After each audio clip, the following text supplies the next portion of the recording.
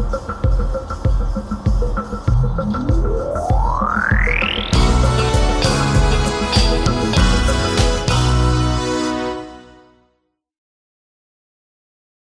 is the part of the ride where it kind of sucks, right? It's cool if you're a passenger because it's beautiful country and all, but it sucks because it's just highway. There ain't nothing to look at, and the fact that there's no traffic, it makes it even a little more insane because I can't get worked up about people. A while back, I wish I had the camera on to catch the reaction. A while back, there was this Ford Transit Connect, and I swear to God, it was the first time the guy was ever driving it because he was bobbing and weaving like he was in the NBA Finals. And when I finally said, you know what, I got to get away from this guy, I floored it, right? Past this guy. And he looked like, he's driving 10 and 2. And he's scared shitless while he's driving. So, man, look, some people just should not drive. Period. Some people shouldn't drive bigger vehicles. Right? And, now that I think about it, I don't even think this was a Transit Connect. I think this is the full-size one, because the Transit Connect is like the smaller one. Look, I drive a Tahoe, okay? It's a decent-sized vehicle, but I'm comfortable with it. I know its limits. I've driven SUVs pretty much most of my driving life, my driving career, right? My first car was the Pontiac T1000. That's because my grandmother stopped driving. That was a little 1981 Pontiac T1000 that to get up a hill like I'm going up now, which is not a big incline, you had to floor it because the thing had no balls whatsoever. Then I had an 80 Camaro that had too much balls. Rebuilt 350, bored 30 over. That fucking car was just evil. Rain or snow, forget about it, man. Those rear wheels would break loose so quick.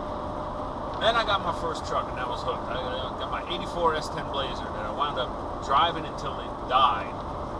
Fucking block crack driving back from Atlantic City. That's fun. After that, I had the Monte Carlo for 2 years. One of the remade, but it was the first gen, so it was basically like a two-door Lumina. And it sucked. I hated that car more than life itself. But I was stuck with it. It was the lease, I was stuck with it. Then it was the Pathfinder. Then it was the Jeep. God rest the Jeep's soul. Oh, I love my Jeep. I still miss my Jeep to this day. I miss my Jeep. Not to say I don't love you, Chuck. Don't die on me. I love my Tahoe too, but the Jeep will always have a special place in my heart. I have trouble with shitting in rest stops and public bathrooms. I got time for my next drink.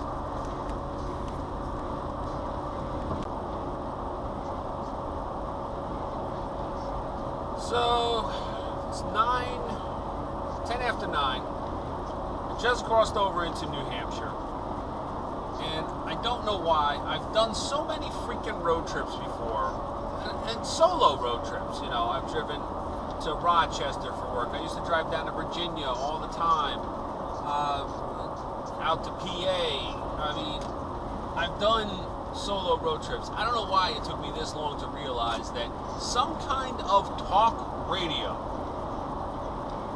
helps keep you from going completely batshit crazy while you're driving. And I was lucky enough that I'm scrolling through my Sirius XM and I found out that I now have NASCAR radio again. Look, I know you guys aren't all NASCAR fans. I know this. And I don't try and push NASCAR on anyone. It's like beer. It's an acquired taste. I get it. But I'm about as happy as a runaway slave right now. because I get to hear NASCAR while I'm driving along. And nobody's here to tell me, put some music on, come on. No. Listen to NASCAR. Talking about Dover. I'll kiss my ass. Live free or die. I'm in New Hampshire, bitches. Around 10:52. I'm well into Maine. I got about 2.5 hours left on this godforsaken journey. Now I'm starting to get the 1,000 yards to run. And here's why. Right now I'm on 95 or 295. When you get on 295 in Maine, at that point it's pretty much all highway. You know, you pass through Portland, and so you see stuff on either side. Then you pass through Bangor, and you'll see a lot on either side. Portland, I guess, is set further back, so you don't see as much. You actually see more in Bangor. You see all of this stuff around you. Otherwise, it is just fucking trees and clouds and cars. And don't get me wrong, it's beautiful if you're a passenger. Speed limit up here is 70. Which means I ain't got time to be looking around and stuff.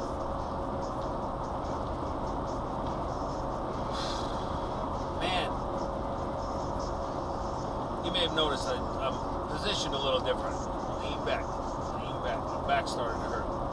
Yeah, I'm right outside Gardner, Maine. And I guess that's the next exit coming up. And here's something that I've noticed. You probably have heard the whole law about, keep right past left. Up here, they take that shit seriously. I mean, I was riding along for a while. I'm in the left lane now because I'm passing somebody, but I was riding along for quite a while, and road work, speed limit 55. Fuck. Alright, let me back off and jump in the line here. But, riding along, the left lane is empty. Just empty. Because everybody's keeping right. You don't see that in Jersey. The left lane is never empty in Jersey. You always got some schmuck. And I'll say this also. If somebody is in the left lane, they're making a pass, and somebody comes up behind them faster, as soon as they get a chance, they move over and yield to the guy who's going 100 miles an hour. You don't get that in Jersey. You get the old fucks and young fucks and non-driving fucks riding in the left-hand lane, doing the speed limit, which is screwing up everyone. Up here they don't. They do know how to drive better when it's dry. When it's wet, maybe not. But when it's dry, bugs. Yeah, did I mention I'm going up, like, in the heart of bug season to the north woods of Maine? Couldn't have planned this better. Some old bullshit. Let's see here. Okay, right lane is closed. Now everybody's going to get back over to the right lane. Road work's over, and everybody's going to resume speed together. It's all good. This guy is not resuming speed as fast as I would like, so I will go to the left, past him, get back up to the speed limit here.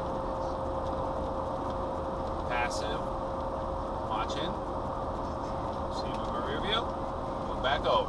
That's how you pass, people. Watch him. See him? When you see the car you just passed in your rear view mirror, there you go. Now this dude's passing me, old man, but that's cool. He's passing me. I'm waiting for it. There he goes, right back into the right lane. It's beautiful. It's civilized. You don't get that shit in Jersey.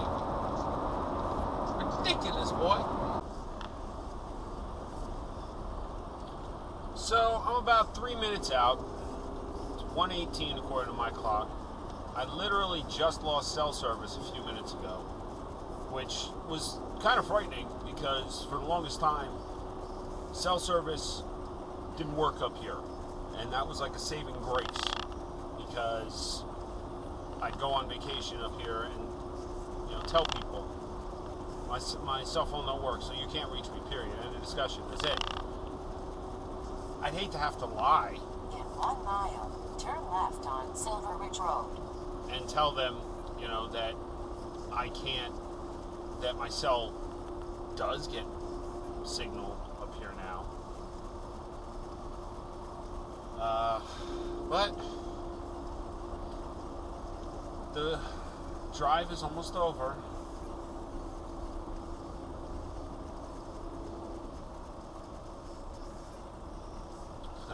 I gotta laugh. I just saw some guys at a little cemetery right there, and 2 guys are cleaning up the tombstone, and the other guy's standing there with a can of bug spray, just spraying everything.